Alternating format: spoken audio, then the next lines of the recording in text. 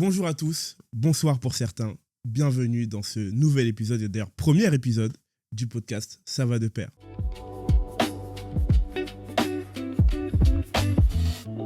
Et toi, ça va, papa? Ce podcast est soutenu par la marque Sophomore. Sophomore, c'est une maison de souliers personnalisables pour les hommes élégants qui veulent avancer avec sens. Alors je vous invite à aller regarder ce qu'on propose et puis on se dit à très vite. Aujourd'hui, je suis heureux, je dirais même honoré d'avoir avec moi un invité très précieux. J'ai nommé Bakang. Hello. Comment ça va? Ça va et toi? Écoute, ça va super. Bienvenue dans cet épisode. Alors, Ça va de pair, c'est un podcast qui se veut une discussion en réalité. Créer un endroit de discussion libre, sincère, honnête, entre papas. Et je crois vraiment qu'ensemble, on va pouvoir se tirer vers le haut. Bakang, s'il te plaît, pour celles et ceux qui ne te connaissent pas, est-ce que tu peux brièvement te présenter? Oui, je m'appelle Bakang, je suis entrepreneur et je suis nouvellement papa. Je suis passionné par plein de choses, le voyage, les vêtements, la nourriture, et dernièrement passionné par ma fille. Yes. Et du coup, quand je suis passionné par quelque chose, j'aime bien approfondir et ça me définit un petit peu en général. Ok, nice. J'aime beaucoup ce que tu dis. D'ailleurs, ça ne m'étonne pas parce qu'en vrai, moi, je te qualifierais en vrai de serial entrepreneur parce que tu as quand même fait beaucoup sans faire forcément flexer, comme on dit. Ouais, Mais est-ce que tu peux aussi retracer un peu les grands projets que tu as pu mener jusqu'à aujourd'hui? Ouais. Le premier, vraiment, on va dire la genèse, c'est un projet qui s'appelait Le Plug que j'ai fait avec Tafika, Nirenda, qui est aussi mon cousin. C'était un média qui reprenait, qui poussait en fait la culture musicale, mais aussi l'art, l'architecture, tout ce qui est architectural, l'architecture en général. Voilà, on mettait en avant un peu tous les différents artistes et l'art en général. Ensuite, on a lancé Dear Musli avec mon frère et un ami qui s'appelle Sylvain. Pareil, c'était une marque de céréales qu'on a vendue partout en France, puis en Belgique, il y a un peu partout. C'est comme ça que je t'ai connu, moi, d'ailleurs. Comme ça? Ouais. Ok.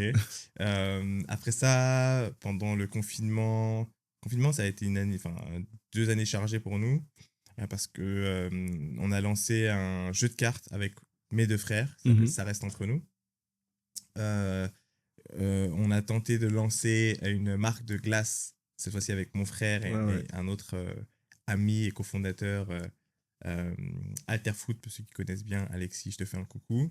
Et par la suite, j'ai rejoint Station F en tant que directeur de la communication. Station F qui est un incubateur de start-up. Je pense que quasiment tout le monde connaît, enfin Il y a plein de gens qui ne connaissent pas. Hein. Ouais, c'est vrai, effectivement. En dehors de ce microcosme ouais, clairement. technologique, il y en a plein qui connaissent. Ouais, trop bien, trop bien. Nickel. Moi, j'aimerais savoir, tu t'es présenté, comment tu te définirais en tant que père? C'est une bonne question. En tant que père, je pense que j'essaye d'être une personne ouverte qui guide. En fait, je pense qu'il y a différentes étapes, mais qui, dans l'idée, c'est de guider et je veux juste nourrir. Et pour moi, nourrir, c'est pas seulement alimentaire, c'est mental. Yes. Et je vais pouvoir nourrir mon enfant avec tout ce qui se fait de mieux ou pas. Je veux qu'elle puisse, dans le cas de ma fille, goûter à tout. Et qu'ensuite, elle se fasse une idée plutôt que d'avoir peur et être effrayée de tout. Donc pour moi, c'est la guider dans ce monde qui nous appartient à tous. Sans limite. Ok. Ça, c'est une réflexion que tu avais depuis toujours ou est-ce que c'est peut-être un exemple que tu as eu à travers ton propre père? Je ne sais pas, l'environnement dans lequel tu as évolué. Ouais. Comment tu en es arrivé à avoir cette ambition-là de ouvrir le champ des possibles pour ta fille au point où tu en as fait, je pense, même une mission en vrai. Enfin, du coup, c'est ce que tu transparais. Alors moi c'est plus ma mère du coup, parce que mon père, mes parents se sont séparés quand j'avais 2 ans, et mon père ensuite est rentré au Cameroun, donc j'ai une très bonne relation avec lui, mais c'est plus ma mère qui était présente, et c'est vraiment elle qui m'a montré que rien n'était impossible, et que tout était à celui qui désire aller chercher. Et elle nous a permis de voyager très tôt, vraiment tôt quand je réalise, seul, Waouh. ou tu sais, en colonie, Ouais, etc. Et dès l'âge de 10 ans, tu vois, on était un peu sur les routes. Donc je pense que c'est vraiment ça. Et de voir ça et de l'écouter aussi, je trouve qu'elle a toujours été avant-gardiste dans ce que c'est que d'être une femme, ce que ça veut dire que de pouvoir évoluer dans le monde dans lequel on est aujourd'hui. Et quand je regarde ma fille, je veux juste lui offrir encore plus. Et je veux la sortir un peu de... Même si ça se fait naturellement, mais du genre. Garçon Yes. doit faire ça, fille doit faire ça. Ouais. Moi, je veux qu'elle mange à toutes les tables. Yes.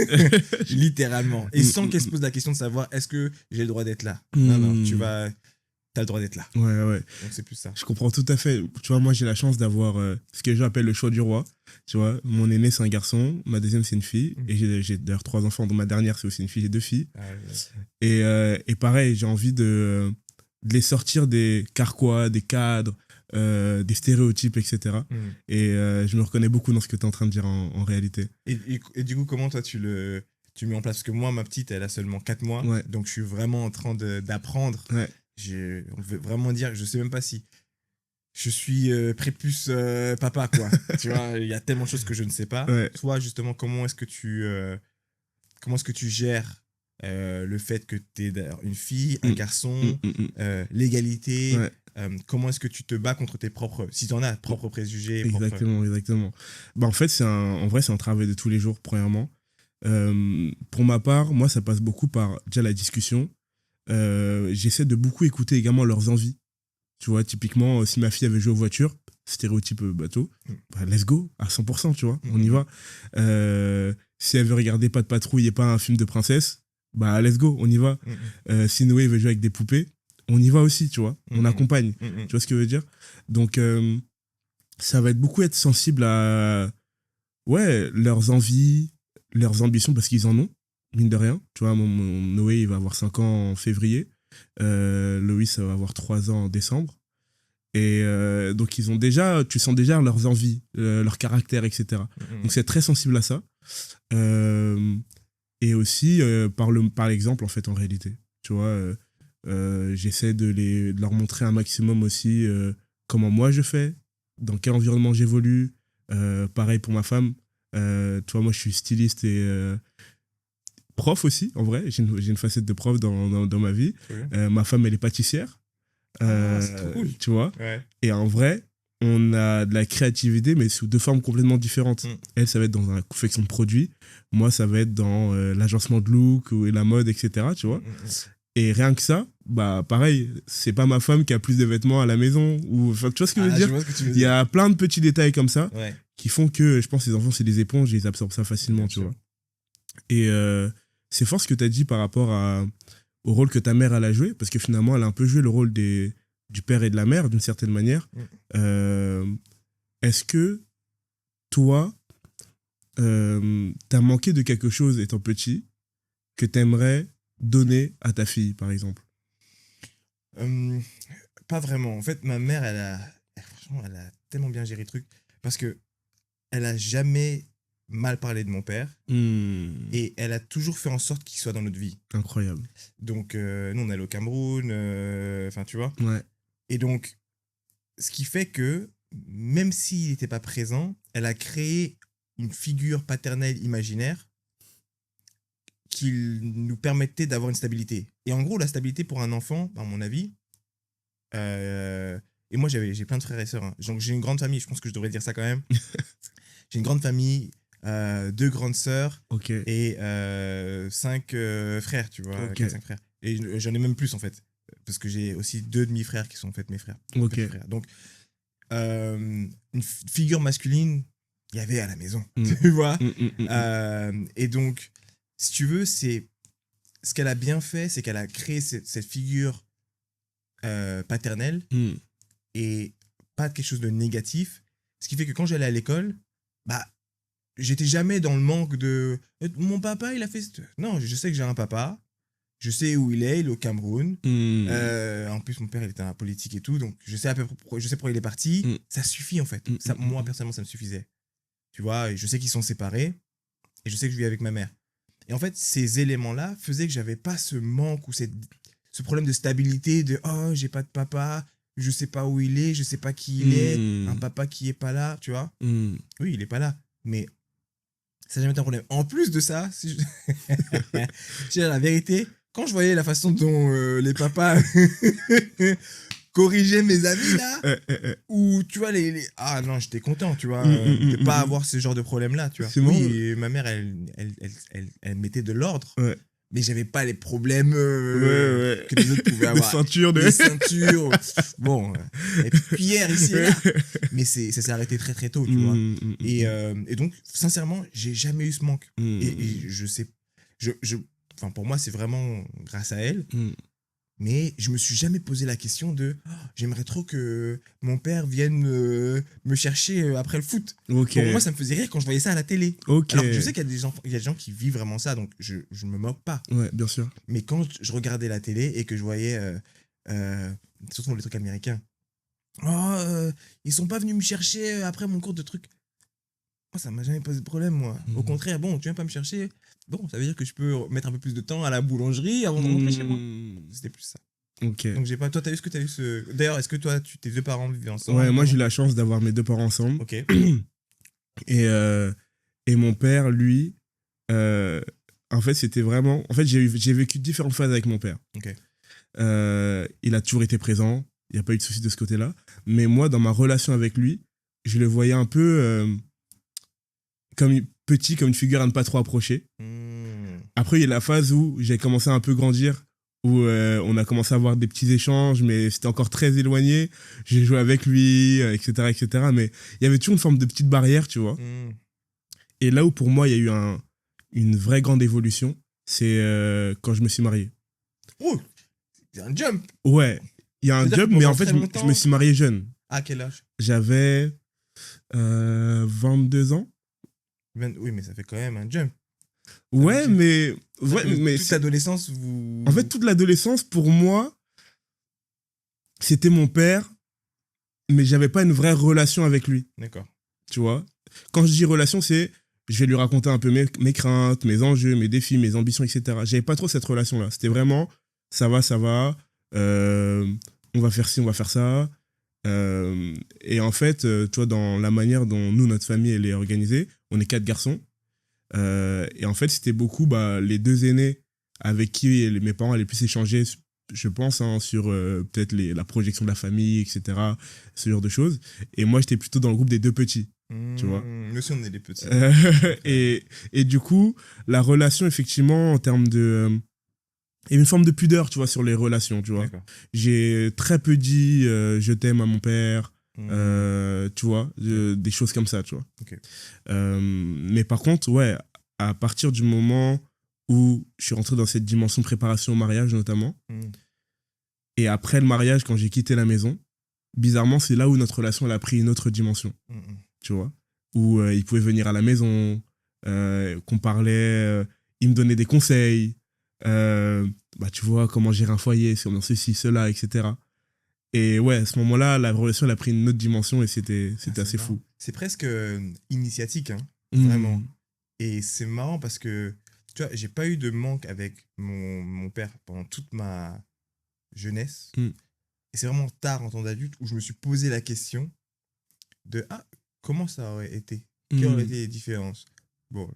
Et du coup, c'est là où je me suis dit, à quoi ça ressemble en fait? En fait, je pense qu'aussi j'ai pas eu de manque parce que j'ai pas eu de cassure. Ok. C'est pas comme si j'avais connu un foyer avec un père et une mère Effectivement. et plus tard ça s'était cassé. Et je pense que là, il y aurait eu peut-être un trauma et ça se comprend, etc. Moi, j'ai commencé à être conscient. Il y avait déjà, c'était déjà une famille monoparentale. Ouais. Du coup, il n'y a pas de manque, tu vois. Mais c'est vrai que plus tard, vraiment plus tard, et quand je dis plus tard, là, c'est vraiment 1 ou 2 années là, où je me suis demandé, comment ça aurait été, et quelles auraient été les différences, tu vois. Mais connaissant aussi mon père, il y a plein de choses que j'ai vécues que j'aurais pas forcément vécues. Parce que des visions différentes qui font qu'on a... C'est pour ça qu'on est deux. On a des visions différentes, on apporte Ouais. tous les deux des choses. On a des choses Exactement. sur lesquelles on est un peu moins bon. Mm. Et là où ma mère était quand même très bonne et elle a été très percutante, c'était sur l'idée de faut absolument qu'il voyage. Et donc le fait de me faire partir, de nous faire partir tous à l'étranger tôt, ça a littéralement changé notre vie et en tout cas ma vie et ma vision du monde, ma vision de l'éducation, ma vision de la relation humaine. Et voilà, ce qui est important pour moi, c'est vraiment les relations humaines. C'est intéressant. Est-ce que tu penses que tu as des grandes sœurs, c'est ça? Ouais, Deux grandes sœurs. Est-ce que tu penses qu'elles ont vécu la chose différemment? bien sûr. Je pense qu'on a, dans une même famille, on a tous différents parents. Les parents, c'est des humains. Et je pense qu'en tant qu'enfant, on oublie souvent ça. Et même en grandissant, on voit nos parents comme des parents. Et on les voit à un certain âge. Pour beaucoup, j'ai l'impression que tu as l'impression que tes parents ont encore 40 ans, tu vois. Et en fait, il faut accepter le fait que des parents sont des humains d'abord et il faut les redescendre tôt à l'échelle d'humain. Et c'est ce que je vais essayer de faire avec ma fille. C'est lui rappeler, non, papa n'est pas parfait. Papa est un humain qui fait des erreurs, qui fait de son mieux et qui progresse.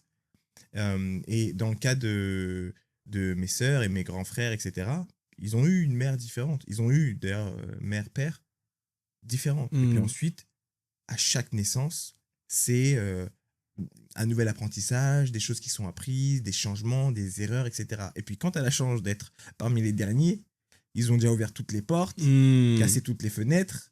Et donc, c'est plus simple. Pour nous, ça a été plus simple dans beaucoup de cas d'évoluer. Et la mère que j'ai eue et que j'ai n'est pas la même qu'ils ont. Et d'ailleurs, le rapport qu'on a n'est pas le même. Parce que tu parlais de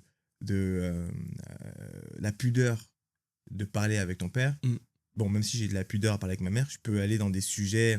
Elle est très psychologue un peu, tu vois. On peut aller dans des sujets deep, des choses qu'on aime. Ça, c'est dans notre famille, d'ailleurs, que ce soit côté papa ou la maman. L'intellect est important. Ça se voit. Tu vois, et donc, avoir de bonnes conversations, tenir les conversations, prendre le temps de réfléchir pour aller plus loin dans ta réflexion, c'est des choses qui nous ont permis d'avoir de très bonnes discussions très tôt avec ma mère. Et du coup, ça casse un peu cette pudeur-là parce que ça devient plus, même une question comme celle de, je sais pas moi, les règles où tu arrives à la puberté, bah, très vite, la pudeur passe de côté et c'est vraiment plus sur l'intrinsèque de pourquoi, en fait, c'est une période qui est importante, qu'est-ce qu'elle signifie. Et encore une fois, si on est africain, et quand on regarde sous le leurre africain, surtout du côté de mon père, du coup, parce que il a en plus de ça une casquette pour les Camerounais, et bah ça, Bombok. Donc c'est un peu c'est un guide. C'est un guide pour beaucoup de gens. Et du coup, il y a ce côté initiation. Donc ces passages qui sont des passages de la vie dans d'autres cultures, dans la nôtre, c'est aussi l'occasion pour nous de mettre en avant ce passage de l'enfant à l'adulte ou à l'adolescence. Et souvent, il y a une initiation et c'est le moment parfait pour pouvoir partager avec ses enfants, comme ton père l'a fait quand tu t'es marié, avec, ok, tu vois, tu passes une étape. Voilà comment ça peut se passer. Voilà. Et souvent, c'est plus des suggestions. Parce que maintenant, tu es un homme. Donc, tu peux me voir différemment aussi. Tu vois que je suis pas parfait, tu vois, et que j'ai pas forcément tout bien fait. Un autre truc que tu apprends, c'est que quand on est petit, on a une vision. Ah, ta maman est parfaite. Et papa, il est dans l'ombre, là-bas, il parle pas beaucoup. Et donc, tu vois ce que je veux dire? Tu as une sorte de vision. Et puis après, tu grandis. Ah non, vous êtes tous les deux des adultes. Ah, toi aussi, tu as des défauts. Et toi aussi, tu as des défauts. Et en fait, tu arrives à l'âge adulte et là, vous avez des conversations qui sont différentes. Ouais, totalement. Là, il y a même de la vulnérabilité et la maman s'ouvre et dit « Ah non, tout n'est pas parfait. Je suis pas parfaite. » Et papa s'ouvre aussi. Effectivement, j'ai fait des erreurs ici et là, et vous pouvez avoir des conversations d'adultes. Et ça, je trouve ça top. Ouais, c'est vrai que le fait de l'avoir vécu, c'est vrai que c'est ça qui est vraiment extraordinaire, tu vois. Franchement, génial, ton discours me touche énormément, ça me parle beaucoup. Ça me fait me demander, le fait d'être devenu papa aujourd'hui, qu'est-ce que ça a changé, modifié dans ta perception de la notion de famille? Je te pose aussi la question. C'est une bonne question. Je te pose aussi la question parce que moi, je sais que ça m'a fait prendre conscience sur tellement d'aspects que, en fait, plus jeune, je pense que j'ai été énormément... Je sais pas si c'est le bon mot, mais j'ai envie de dire ingrat. Tu vois. Et même sur la prise de conscience de... Tu sais, on connaît un peu toutes ces tatas, ces oncles. Hé, moi, j'étais porté, hein, etc., etc. Exact. Tu vois ce que je veux dire? Exact. Mais moi, je te connais pas. Tu vois, tu me vois là, peut-être ça fait 10 ans qu'on s'est pas vu. Ouais. 20 ans, 15 ans. Ouais. Parce qu'on n'habite pas dans les mêmes pays, parce que X ou Y raison, tu vois. Ouais. Mais là, le fait de voir aujourd'hui la manière dont certaines personnes prennent soin de mes enfants, Ouais. la joie qu'ils ont de leur offrir un cadeau, de les porter, de les garder. Ouais. En fait, je me rends compte à quel point c'est précieux et peut-être, je sais pas, nos parcours vont s'éloigner pour X ou Y raison. On va se revoir dans 20 ans. Comment mes enfants vont être avec cette personne-là? Forcément, distants. Mais ça m'a fait réfléchir sur plein d'aspects. Qu'est-ce que tu nous dirais sur ça, toi? Ça me parle beaucoup. Parce que quand j'ai su que ma femme était enceinte, pareil, je suis marié, j'ai dû m'excuser auprès de beaucoup de gens. Auprès de mon frère, auprès de certains oncles, et juste des gens autour de moi. Pourquoi? Parce que quand t'es petit, tu vois tes oncles de temps en temps, et qui venaient fréquemment en fait. Hein. Ils viennent fréquemment. Et toi, t'es là, franchement, il vient pas souvent, ou il est là, il a pas fait, ou elle a pas. Hein? Et quand je vois, moi, le nombre de fois où je suis allé voir ma nièce, je dis non, non, non, non, non, non, non, non, non, non, non. Où je suis, en fait. Je fais beaucoup moins que ce que mes oncles faisaient ou tantes faisaient. Genre, ma mère et ma tante, qui sont mes deux mamans, ont fait en sorte de créer des moments, Noël et autres, où je pouvais voir tous mes oncles, on est tous ensemble, machin. Ils sont pris la tête. Et puis les oncles étaient présents, ils passent, ils viennent te voir, je peux, tonton, hein. Et je me suis rendu compte que dans mon cas, j'ai dû me prendre ça. Attends, mais combien de fois j'ai pris ma nièce pour aller faire un tour? Quand j'avais pas d'enfant, hein. Combien de fois? Exact. Très peu, tu vois. Et ça m'a fait quelque chose. L'ingratitude. La deuxième ingratitude que j'avais, c'est clairement aussi le fait de pas forcément se rendre compte, comme tu l'as dit, de l'impact que tu peux avoir dans la vie des autres et comment tu peux les aider. Franchement, pour mon frère, j'étais pas présent. Je peux le mettre en excuse sur l'âge. On a une différence d'âge. En fait, le truc, c'est quand tu sais pas, tu sais pas. Exactement. Ça, c'est la vérité. C'est que quand t'es de l'autre côté, mais... Et c'est pour ça que j'ai créé aussi Enfin, j'ai fait mon TikTok sur ce sujet-là et que je veux faire la marche et tout ça. Ouais. Pas de road club, c'est parce que, en fait, il faut en parler. Parce que si on en parle, si j'avais su, je me serais comporté différemment. Mais en fait, je savais pas. C'est quelque chose que vous gardez entre papa. Tu vois, bon, t'es papa, bon, vas-y, t'as passé l'initiation, viens, on en parle maintenant. Tu vois, non, on peut en parler avant, en fait. Exactement. Tu peux me dire que ça, c'est chaud, ça, c'est une galère, faut se préparer à ça. Mentalement, j'ai besoin d'aide là. L'importance de la famille. Tu vois, tu parlais tout à l'heure, dans une de tes questions, il y avait la redéfinition du rôle de la famille, ton rôle dans la famille, ce que ça veut dire pour toi. Pour moi, il y a le premier cercle qui est la famille dans laquelle tu es né. Tu vois. Et pour moi, ce cercle-là, il est ultra important. Il est ultra solide. Et je pense aussi parce qu'on a vécu, on a traversé beaucoup de challenges ensemble, ça nous rend très, très, très soudés. Tu vois, parce que littéralement, on était ensemble dans les moments les plus difficiles. Et ensuite, tu as une deuxième famille que tu crées, en fait, avant même de te marier. C'est tes amis. Ouais. Et là encore, il y a des évolutions, etc. Mais tu peux avoir aussi un socle d'amis fort. Puis ensuite, effectivement, tu rencontres ta bien-aimée, vous vous mariez ou pas, mais vous créez une connexion, vous êtes ensemble. Et là, tu crées ta troisième famille. Puis ensuite, vous avez des enfants. Et en fait, j'ai dû apprendre... Enfin, en fait, pour être honnête, jusqu'à très récemment, j'ai eu du mal à voir quelle famille était la plus importante. Tu vois, là, je suis ultra vulnérable, tu vois. Parce que je sais que les gens vont faire genre, non, quand t'as ta nouvelle famille, c'est normal que... Non, non, non, non. Quand tu vis des trucs durs avec ta famille, et ça devient... En fait, t'as ce truc de... Souvent, ce qui se passe, c'est quand vous êtes ensemble, t'as ta famille qui est là. Quand vous vous séparez, ta famille est toujours là, tu vois. Donc, c'est un élément pour moi qui est très important. Et j'ai du mal. Mais en réalité, je me suis rendu compte que naturellement, étant donné que très tôt, j'ai fait le travail de mixer les familles, tu vois. Finalement, maintenant, vous avez un enfant.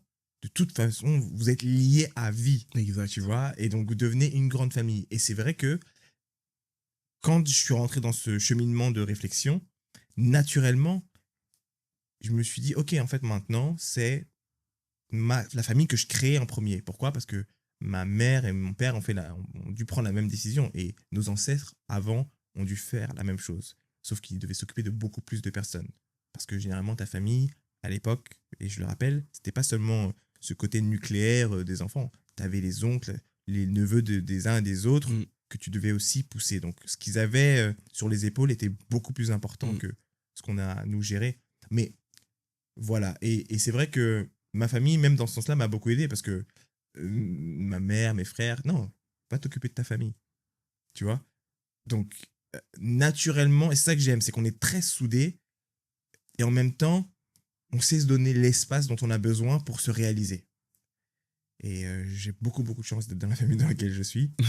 C'est beau. Beaucoup de chance. Mais voilà, c'est un peu ma vision. Et donc, ça s'est redéfini un peu comme ça. Et au fur et à mesure, maintenant, je sais que je suis en train de construire ma propre famille, ma propre destinée, et qu'il y a plein de petites briques en fait qui viennent se mettre à ça, l'importance de trouver le nom de ma fille, de mes enfants en général. Ça a été aussi tout un parcours et une réflexion, et tout ce qui va avec tout ça. Tu peux nous en dire un peu plus parce que tu as attisé ma curiosité sur le choix du nom, etc. Le choix du nom. Alors, si je donne un tout petit peu de background sur ma famille. Donc, moi, je m'appelle Bakan. Et je m'appelle Bakan, Babakan Batonje.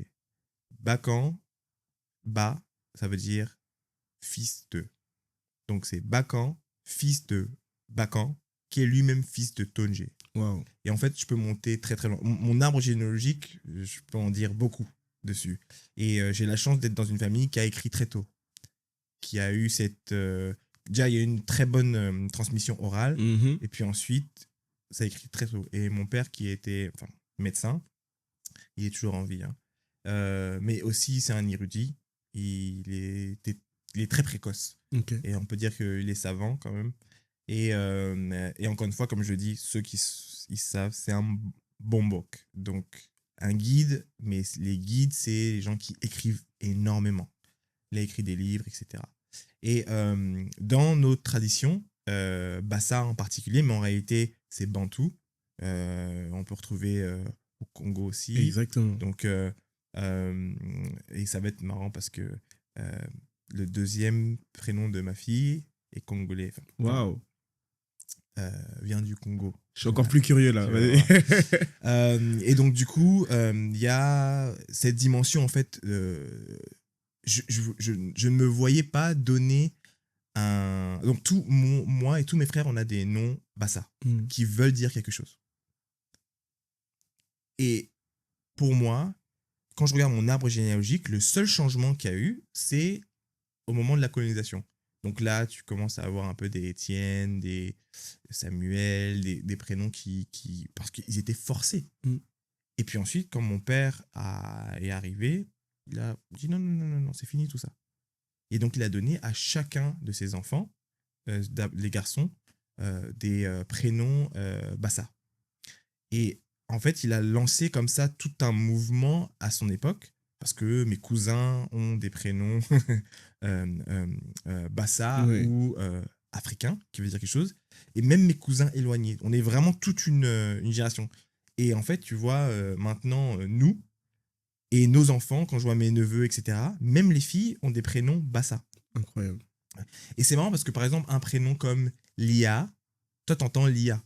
Donc, un Européen, il va entendre Lia. Mais Lia, ça veut dire roche ou rocher en Bassa, Ok. en fonction de comment tu l'écris, tu vois. Et donc, pour moi, il était évident De perpétuer. de perpétuer la chose. Je ne me voyais pas... En fait, ma réflexion était simple. Je peux aller aux États-Unis, en Angleterre, en France, et je demande à un occidental, est-ce que tu appellerais ton fils ou ta fille Mamadou ou Binta? Il va te regarder, il va dire, mais t'es complètement fou. Il va même pas dire t'es fou, il va juste te regarder, mais c'est de la folie. Ce serait renier qui je suis. C'est complètement fou pour eux, vraiment de s'imaginer donner un prénom comme ça. Et donc, je me suis dit, mais oui, pourquoi ils iraient donner un prénom comme ça, tu vois? Mais par contre, toi, que tu prennes leur prénom, pas de problème, tu vois? Et en réalité, même s'il y a des gens qui vont dire, oui, mais pour trouver un travail, c'est plus facile. La vie, c'est plus que trouver un travail. Le monde est en train de changer. 100%. Qui te dit que dans 30 ans, 40 ans, 50 ans, on voit déjà qu'en termes de géopolitique, beaucoup de choses changent. Énormément. Il y aura énormément d'enjeux qui vont se jouer en Afrique. Et les enjeux se jouent déjà en Asie. Et là, tu peux venir avec ton prénom, tu vois. Tu viens avec ton prénom, tu t'appelles un tel, et voilà. Et c'est vrai que quelque chose que font beaucoup les Chinois, souvent, c'est qu'ils ont leur prénom. Puis après, quand ils viennent, ils ont un deuxième prénom, Jean-Philippe, etc. Mais ils ont leur prénom, Oui. Tétier ou autre chose. Et nous, je trouve, et c'est pas tous les Africains, c'est beaucoup, je dirais, les Camerounais, Ivoiriens, Gabonais. On a eu tendance à aller trop loin, tu vois, dans le sens où littéralement, je connais des gens qui s'appellent Dupont au village, c'est bizarre, tu vois. Et donc, pour moi, même si quand j'étais petit, des fois j'avais des réflexions de « Ah, ton papa, vraiment là, il vous a marqué au fer rouge ». En fait, il nous a fait l'un des meilleurs cadeaux. Tu parlais de figure paternelle, et ma mère a toujours eu un très grand respect pour mon père. C'est quelque chose que j'ai toujours ressenti. Et c'est parce qu'il était avant-gardiste. Il a toujours eu cette vision de l'Afrique qui était celle d'une Afrique libre et des Africains libres d'être eux-mêmes, libres d'être en phase avec leur tradition et de ne pas oublier d'où ils venaient. Et donc, nous donner ces prénoms-là, savoir ce que ça voulait dire. J'ai jamais eu de problème à l'école. Peut-être qu'on se moquait un peu de moi au tout début. Puis après, je dis, ouais, mais moi, je m'appelle comme ça veut dire ça. Toi, qu'est-ce que ça veut dire Pierre? Tu vois? Et c'est bête parce que je savais quand même que quand tu t'appelais Chevalier, c'est parce que à l'époque du Moyen-Âge, il y avait la famille Chevalier. Et nous, c'est exactement pareil, tu vois? Et donc, c'est comme ça que j'ai cherché un nom pour ma fille. J'en ai parlé avec ma femme qui est afro-américaine. Et elle avait un peu la même histoire. Esclavage. Et elle me dit, mais c'est simple. On nous a volé jusqu'à notre nom. C'est fort ce que tu dis là. Tu vois? Quand il s'appelle Smith, c'était l'esclavagiste qui appelait les gens Smith, tu vois. Après, il y a eu tout un mouvement avec les Black Panthers, et puis les Noirs américains ont créé leur propre prénom. C'est pour ça que parfois, tu entends des Laquisha, etc. Les gens se moquent, oh, c'est ghetto. Non, c'était leur façon à eux de se réapproprier leur identité. Et souvent, c'est deux mots qu'ils ont collés ensemble. Mais elle m'a dit, on nous a volé jusqu'à nos propres noms. Donc, non. Je veux pouvoir revenir à... Elle a fait son DNA test, s'est rendu compte que c'était Ghana, Sénégal, etc. On est parti au Sénégal. Encore une fois, ce côté initiation, ce côté retour, cette importance. Parce que quand on sait d'où on vient, on est plus fort. Et je donne un dernier exemple avant d'aller sur le prénom, c'est que quand on regarde ici en Europe ou aux États-Unis, mais surtout en Europe, sur quoi se repose la force d'un pays? On a eu tel empire, on a construit tel monument. C'est historique. Et c'est pour ça que quand quelqu'un vient envahir un pays, il détruit d'abord les livres et les monuments. Yes. On détruit d'abord l'histoire, c'est ce qu'il y a de plus important. Ouais. Et c'est ce qui dure en fait dans le temps, tu vois. Et donc, ensemble, j'avais plusieurs prénoms. Je savais pas si c'était une fille ou un garçon, je voulais pas le savoir. Je l'ai appris littéralement à la naissance. Waouh. J'ai pas osé, moi. Ah ouais? Ah, j'ai pas osé. Ouais, moi, en fait, étant donné que j'ai pas ce truc de genre fille-garçon, ça changeait rien, j'allais éduquer pareil. Et donc, à partir du moment où j'ai su je voulais juste savoir que la personne, enfin, le bébé était en bonne santé. Oui. Et sinon, j'avais pas grand chose d'autre. Ça ne changeait pas grand chose. Du coup, j'ai choisi Maeba. Et si je le dis vraiment, c'est Maeba. Mais bon. Je suis obligé. Donc, Maeba. Et en gros, ça veut dire c'est le bon conseil. En fait, c'est Maeba Malam. Ça veut dire les bons conseils. Et en bas, ça. Et si on va plus loin, parce que c'est comme dans les autres langues africaines, souvent, c'est un mot image. Exactement. Tu vois, donc c'est l'imaginaire. Et donc, ça veut vraiment dire c'est la personne qui donne les bons conseils, c'est la personne qui va transmettre les bons conseils. Et c'est même la personne qui va faire le lien positif entre deux générations. Donc, notre génération et celle qui arrive après. Et j'ai trouvé ça tellement beau. Ce passage-là. C'est magnifique. Et marrant, maintenant, je vais parler du deuxième prénom. Ouais. En fait, elle m'a dit, ouais, je veux donner un deuxième prénom et tout ça. Je fais, vas-y, fais-toi plaisir. La seule chose que je te demande, c'est que tu choisisses sur le continent africain. Et au début, elle me dit, ah non, moi, j'ai toujours voulu Mackenzie. Après, je dis, ok, faisons les recherches. Qu'est-ce que ça veut dire Mackenzie? Et franchement, elle aurait pu me voir là, parce que Mackenzie, en fait, c'est même pas américain. Mackenzie, c'est pas américain. C'est un mix indien avec un peu d'Afrique. Ok. Ouais. Waouh. Parce que quand tu entends les Mackenzie, en fait, c'est Afrique du Sud. C'est juste que ça a été transformé avec le temps. Effectivement.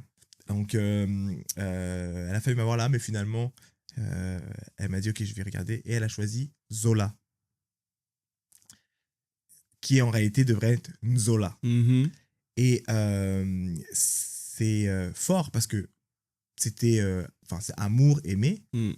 Mais sur TikTok, quand j'ai partagé ça, il y a une fille qui m'a donné en fait la plus profonde définition de Nzola, qui est liée à la phonétique. Nzo est là, et si je me trompe pas, il y a Nzo, je crois, c'est tout ce qui est espace. Et donc, c'est l'espace-temps. Et l'autre, là, je crois que c'était maison. Je ne suis pas sûr. Okay. Mais en gros, Nzola, ça veut dire le bien-être, la sérénité au sein de la maison. Incroyable. Tu vois, qui reflète finalement l'amour. Donc, peut-être que je ne suis pas bon là sur la définition exacte de la phonétique des deux, mais c'est la profondeur du truc. Et donc, quand tu vois Maeba, Nzola, ça devient encore plus fort. Le lien, il est incroyable. Et quand on est tombé sur... Oh, waouh. J'ai dit, okay, roulez, on y va. Est-ce que tu le sens déjà? Bon, elle a 4 mois. 4 mois. Mais tu sens déjà ce trait de caractère-là en elle ou pas? Pas encore, pour être vraiment honnête. Ouais. Non, je sens pas du tout. Par contre, elle me fait rire. Oh, elle est toujours en train de rigoler. Elle tient déjà son biberon toute seule. Incroyable. Ça me sidère. Mais pour être honnête, je peux même pas encore transposer de caractéristiques sur elle. Je t'ai posé la question parce que moi, tu vois, Noé, c'est marrant parce que c'est celui sur lequel c'était le plus frappant. Ouais. Et c'est celui sur lequel j'ai plus de recul, tu vois. Noé petit, vraiment bébé, genre toi, 4 mois, 6 mois, je peux même te montrer des photos tout à l'heure. Il avait un regard très rieur déjà. Tu vois, très rieur, très curieux. Je sais pas comment t'expliquer, mais même dans la manière dont il souriait, etc., je te promets que je voyais déjà son caractère. Ah, c'est marrant. Et que là, maintenant qu'il a bientôt 5 ans, tu vois. C'est ça, genre, mais exactement ça, tu vois. Et ça se voyait dans sa tête, enfin, ça se lisait sur son visage. Ah, et c'était le premier? Ouais. Ah, c'est marrant. C'est marrant parce que ma femme, souvent, elle dit ça. Elle dit, ah, je sais déjà qu'elle, ça va être celle qui fait les blagues, celle qui tire un peu, genre. Bah, tu verras. Franchement, genre, ça m'étonnerait pas. Donc, c'était un peu ça. Et elle est née les yeux ouverts. Donc, elle est très, très, très éveillée. Très, très, très éveillée. et on lui parle deux langues. Donc moi, je lui parle en français, Mm. elle lui parle en anglais et ma mère lui parle en bassa. Ça, c'est une richesse. Mm. Quelque chose que moi, j'ai fait, que j'ai vraiment apprécié, tu vois, avec ma femme, on voulait permettre aux enfants de pouvoir communiquer avec nous avant que le langage arrive. Ou langage des signes. Exactement. Ah, raconte. Et du coup, nous, on était dans une démarche de, on va pas leur apprendre des mots pour nous faire plaisir, en mode je t'aime, papa, maman, etc. On leur a appris des mots vraiment pratiques. Boire de l'eau, manger, changer la couche.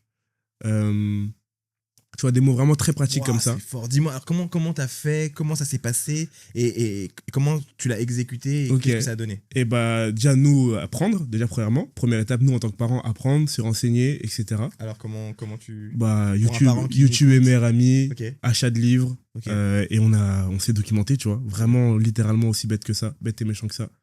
Et donc, on a appris ces mots-là.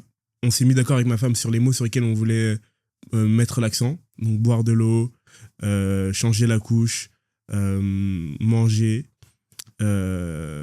etc. Là, il y avait encore certainement d'autres mots, mais là, ça me revient pas comme ça naturellement. D'ailleurs, on va recommencer pour ma dernière, d'ailleurs. Donc, on va bientôt s'y remettre. Et voilà. Et en fait, quand on a vu que Noé commençait à être plutôt éveillé, mais qu'il pouvait pas encore, du coup, communiquer, donc à 9 mois, tu vois, on a commencé à lui apprendre. Donc, un mot d'abord. De l'eau. Et donc, avant de lui donner de l'eau, ah, tu veux de l'eau? Ok. On faisait le signe.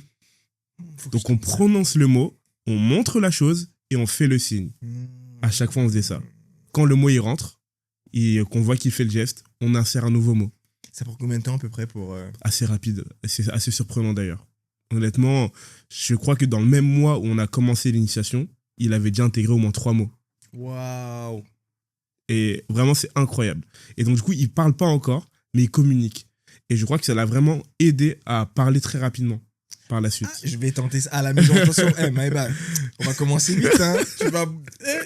Vraiment, ça, c'est un tip que, honnêtement, que nous, on a utilisé. Trop bien. Qui a vraiment bien marché. Ok. Ouais. Trop bien. Ok. Et ça a marché après, derrière, pareil aussi avec Loïs, donc sa petite sœur. Et du coup, ils ont commencé à parler quand? Alors moi, je suis très nul au niveau des dates, mais je crois que honnêtement, Noé, je pense que sur ses premiers mots, ouais, en même temps qu'elle la marche, donc je pense à 11-12 mois, elle a commencé à dire, tu sais, papa, maman, etc. Mais après, il a intégré beaucoup de mots très rapidement. Genre vraiment, il a tenu des conversations très tôt. Waouh. Il a tenu des conversations très tôt. Et là, tu l'entends parler aujourd'hui. Bah, honnêtement, il est très avancé. Il s'exprime comme un enfant qui pourrait déjà être en CP, tu vois. Wow. Ok. Et il est dans une école privée. Ouais. C'est une classe où, je vais pas casser le setup, c'est une classe où en fait il s'inspire des méthodes Montessori, mais c'est pas une école Montessori. D'accord. Et du coup, dans la classe, il y a des petits, des moyens et des grands. Comme il est né en début d'année, il est rentré donc en petite section, très grand, il devait avoir 3 ans passés. Et donc, il a fait sa petite section, qui s'est très très bien passée. Il est rentré en moyenne section et en fait, sa maîtresse a dit qu'il était trop avancé pour la moyenne section. Il lui a fait passer les tests pour rentrer chez les grands. Donc là, il est chez les grands.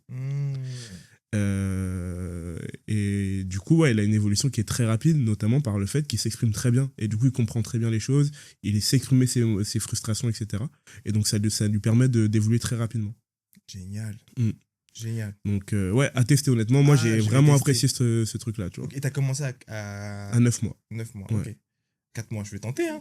Bah, tente en vrai. Tente. Le plus tôt, de toute façon, tu sais, c'est comme le fait de se brosser les dents. Ouais. Tu vois.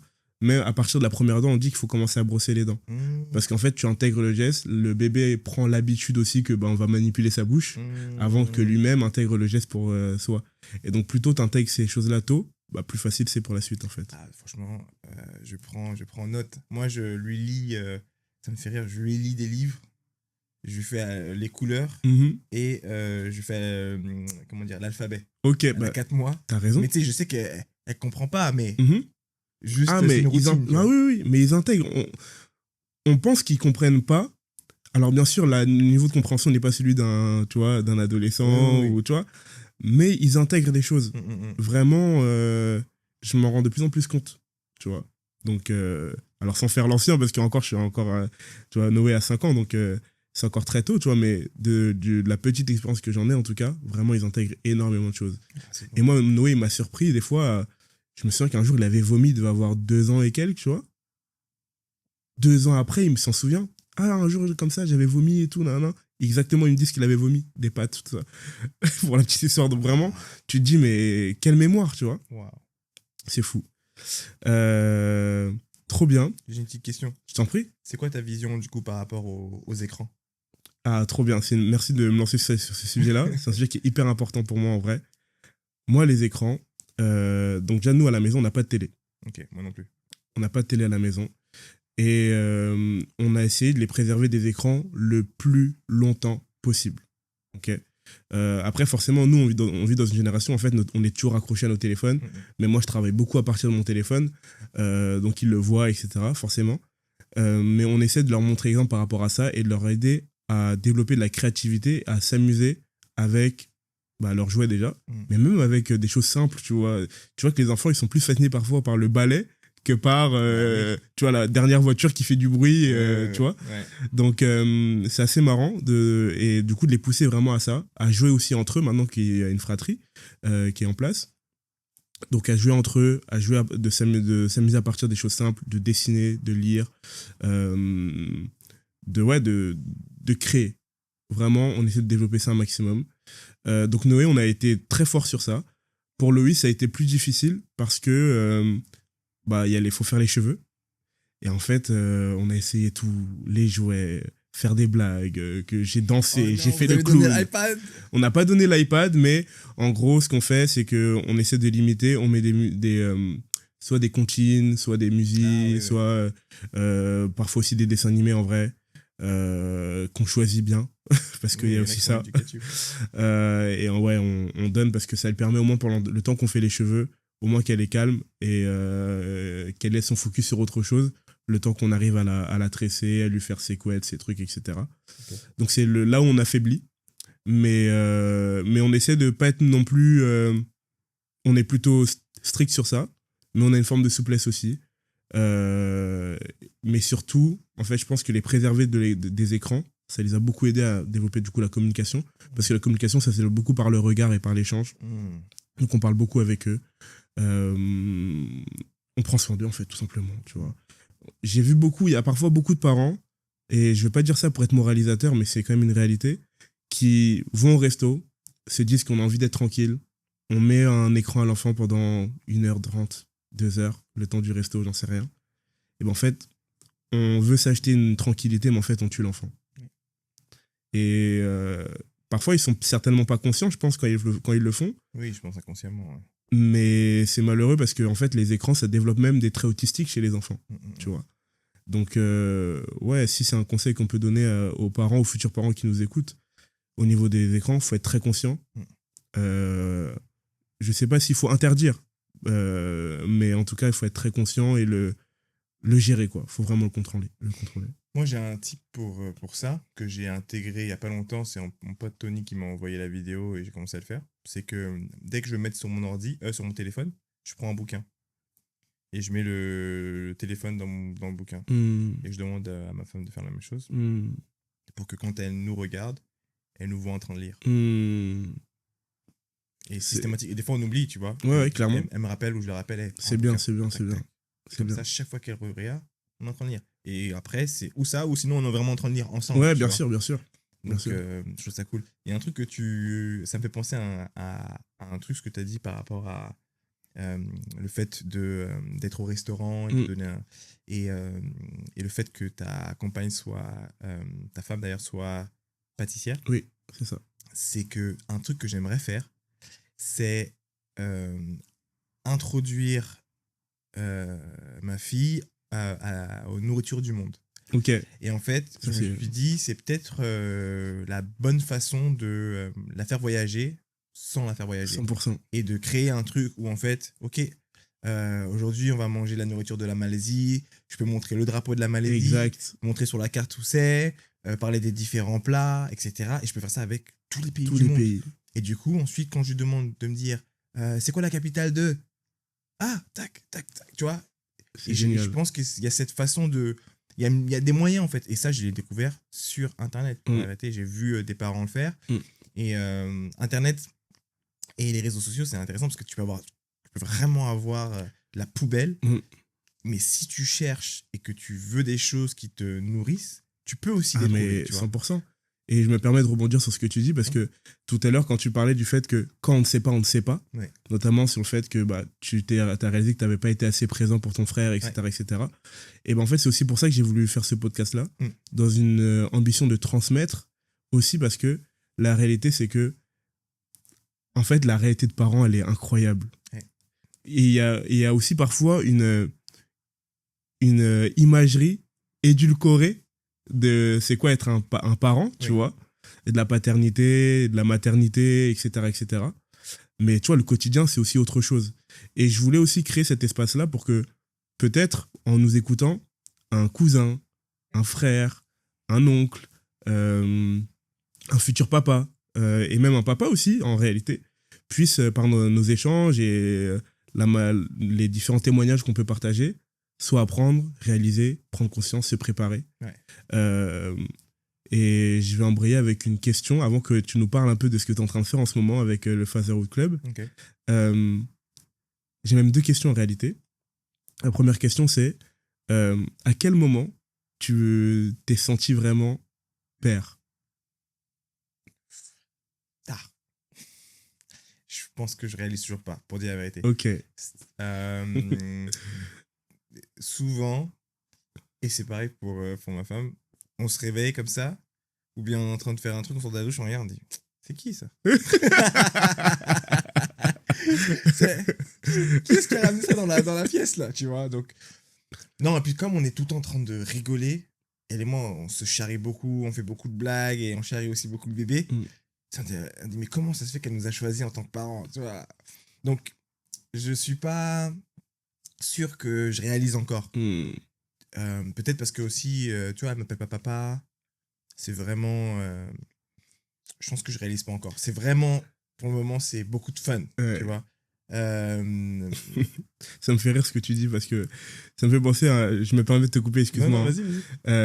Il y a mon pasteur qui me racontait que il a eu sa fille et en fait, un jour, il marchait dans la rue, je crois, et d'un coup, il entend sa fille dire papa. Et il calcule pas. Il avance, il avance, il avance. Papa. Et là, il prend conscience qu'en fait, c'est moi, le papa. Tu vois. Et il a dit que c'est à ce moment-là que lui, il a vraiment réalisé qu'il était père, en fait. Avant ça, bah, bien sûr, l'enfant est là, il en prend soin, etc., etc. Mais la dimension de, ok, je suis un papa, c'est à partir du moment où sa fille l'a appelé papa pour de vrai. Et donc, ça m'a fait penser à ce que tu disais. Ouais, non, je pense que oui. Pour le moment, j'ai encore du mal à réaliser.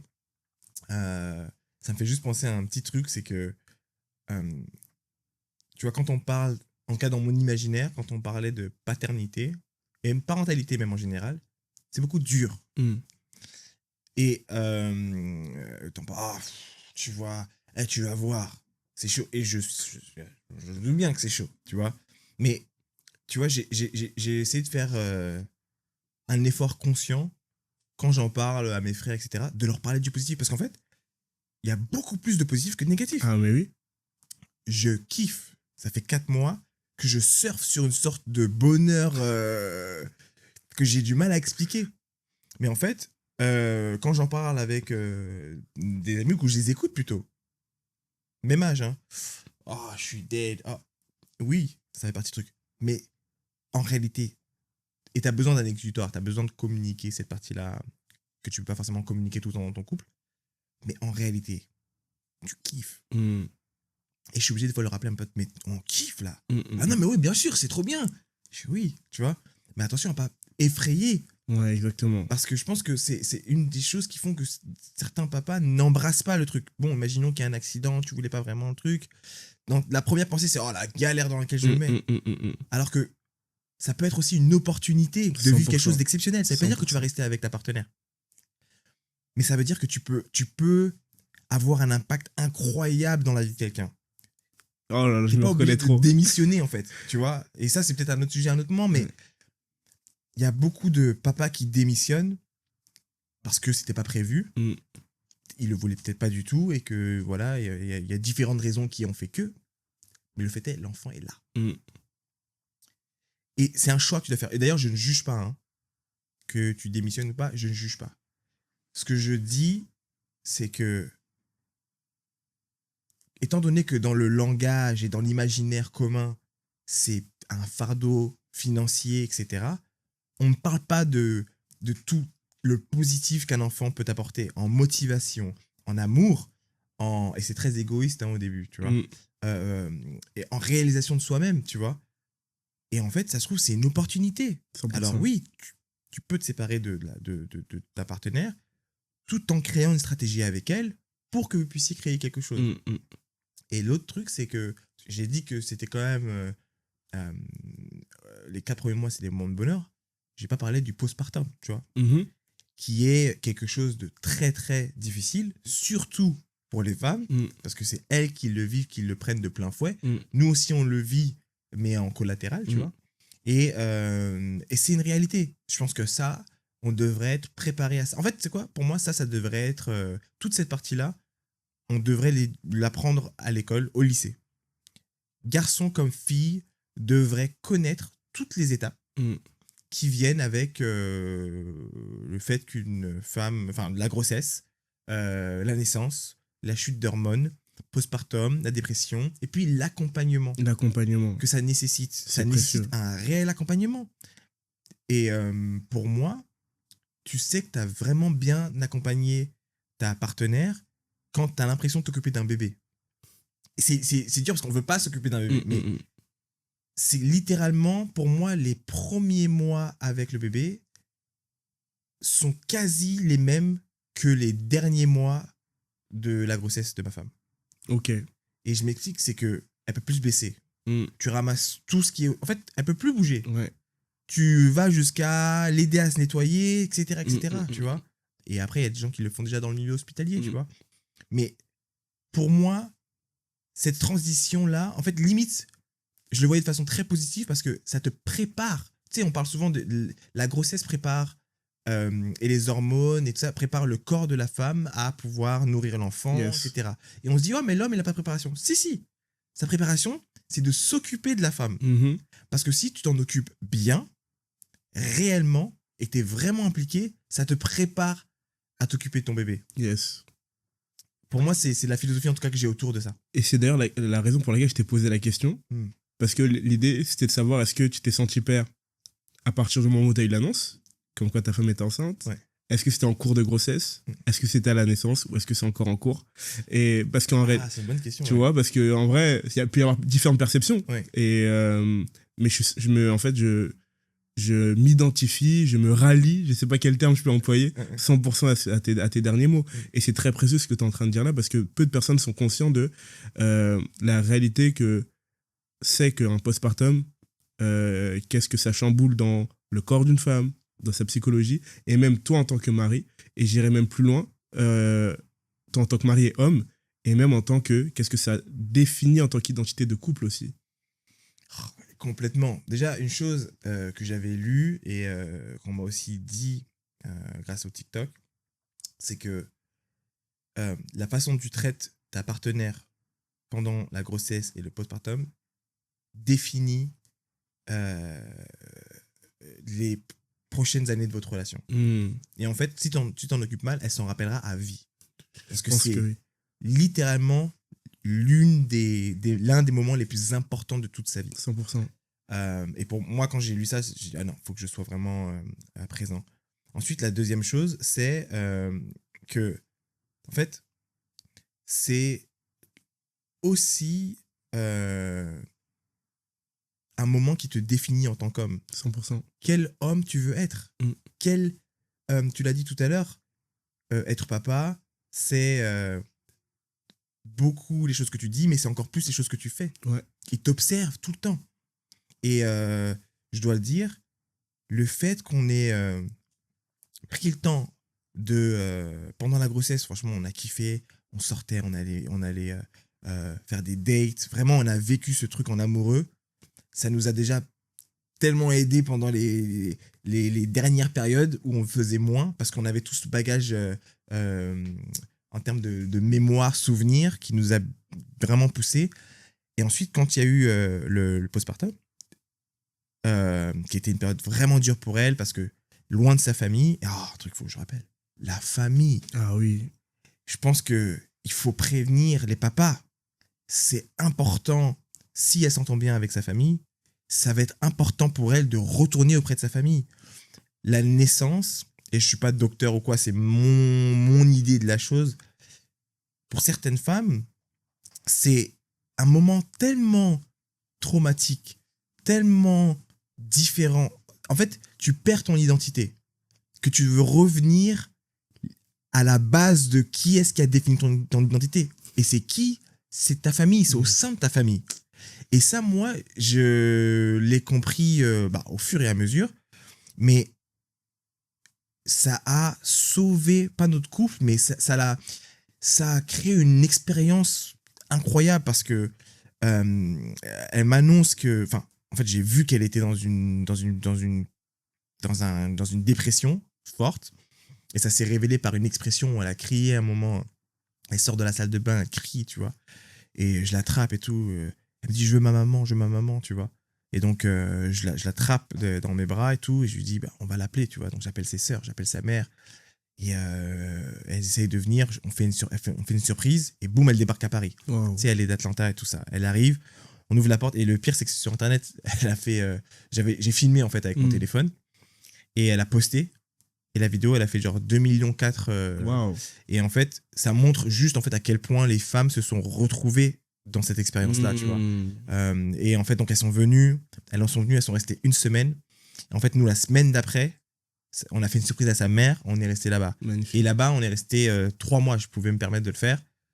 Mais 3 mois où j'ai compris ce que c'était, que le soutien dont elle avait besoin, parce que je me dis, ouais, ma famille, c'est... Non, c'est pas la même chose. Avoir les sœurs qui ont littéralement, quand on est arrivé là-bas, elles ont pris... Déjà, quand elles sont venues en France, elles ont pris le bébé direct. On a dormi nos premières nuits. Au calme. Genre, vraiment, on ronflait fort. C'est tellement précieux. C'est précieux. Après, il y a ma mère qui est enchaînée, qui est venue, pareil. Elle prend le bébé, nous, on est en train de dormir. On cuisine pas, etc. On va aux États-Unis, pareil. Et ça nous a permis de nous reconstruire, de nous reposer, de nous, tu vois, et elle de redéfinir son identité, de prendre le temps, etc. Jusqu'à ce qu'elle me dise un jour, je suis prête à repartir. Et là, on est à Paris. Elle est plus forte que jamais. Elle envoie des messages. Moi, j'adore m'occuper de la petite. Donc vraiment, je suis le papa. Vas-y, sors. Va boire des verres. Amuse-toi. T'inquiète pas, j'ai la petite. Je la prends avec moi. On ride. Je peux gérer ça comme ça. Il n'y a pas de problème, tu vois. Mais ultra important pour moi qu'elle vive sa vie de femme. Parce que plus vite elle vit sa vie de femme, plus vite je retrouve aussi ma partenaire. Exact. Tu vois, dont j'ai aussi besoin pour continuer à construire, tu vois. Mais d'abord, c'est comme si demain, on ne demande pas demain à un athlète qui s'est fracturé le fémur de tout de suite reprendre la course. D'abord, c'est un travail mental, même pour les professionnels. Il y a un psychologue qui est là, t'inquiète pas, tu vas recommencer à marcher, tu vas recommencer à bouger. Ensuite, il y a le travail physique. Et ensuite, il y a les massages, il y a tout ça. Et ensuite, tu reprends la confiance en toi. Et ensuite, tu reviens sur le terrain. Et ensuite, tu peux être présent pour tes coéquipiers. Et je trouve que quand on parle de post-Martin, quand on parle de tout ça, on oublie. Et je pense que la meilleure façon pour un homme de comprendre le truc, c'est se dire, demain, si tu es un passionné de sport ou même de jeux vidéo et que tu te casses les deux mains, on va devoir travailler sur ton mental avant de, tu vois. Et là, tu peux comprendre. Et c'est exactement ce que vivent les femmes, tu vois, à un niveau encore différent parce qu'il y a la vie, en plus de ça, qui sort. Exactement. Et dont tu dois t'occuper. Et tu as une pression sociale qui veut que j'allaite. Est-ce que j'allaite pas? J'arrive pas à allaiter. Comment je... Il y a tellement de choses à prendre sur compte. Et donc, être papa, pour moi, pour répondre à ta question, et désolé, je suis allé très loin. Non, c'est parfait. Pour répondre à ta question... Quand j'ai appris la grossesse, je ne me suis pas senti papa. Je me suis dit qu'il fallait que je sois encore un meilleur partenaire. Donc, mon rôle de coéquipier est parti à un autre niveau, tu vois, où j'ai accepté des choses que j'aurais pas forcément accepté si ça n'avait pas été la grossesse, tu vois. Enfin, j'ai appris à la choyer à un niveau... j'étais vraiment au petit soin, tu vois. Je suis toujours, mais encore plus que la normale, quoi. Bien sûr. À tel point qu'elle m'a dit, non, t'as plus besoin. Là, c'est bon, je peux marcher, je peux faire... T'as plus besoin, t'inquiète pas, tu vois. Je gère. Et donc, quand il y a eu la naissance, pareil, toujours partenaire. Ensuite, l'arrivée du bébé, papa, mais vraiment encore c'est juste, vas-y, on est une équipe et on y va, tu vois.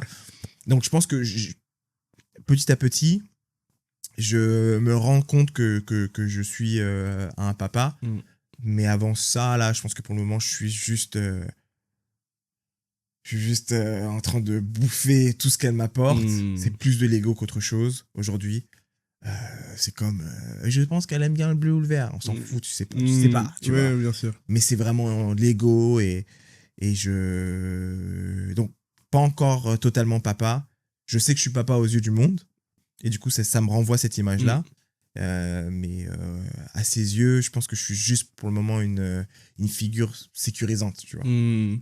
Je sais pas si je pourrais dire que tu es dur avec toi-même, mais de par ce que tu es en train d'accomplir, et du coup là j'embraye forcément sur ce que tu es en train de faire en ce moment, tu as quand même embrassé ce rôle avec beauté, j'ai envie de dire, et impact, notamment avec ce que tu es en train de créer, le Phase Road Club, le contenu que tu es en train de créer également.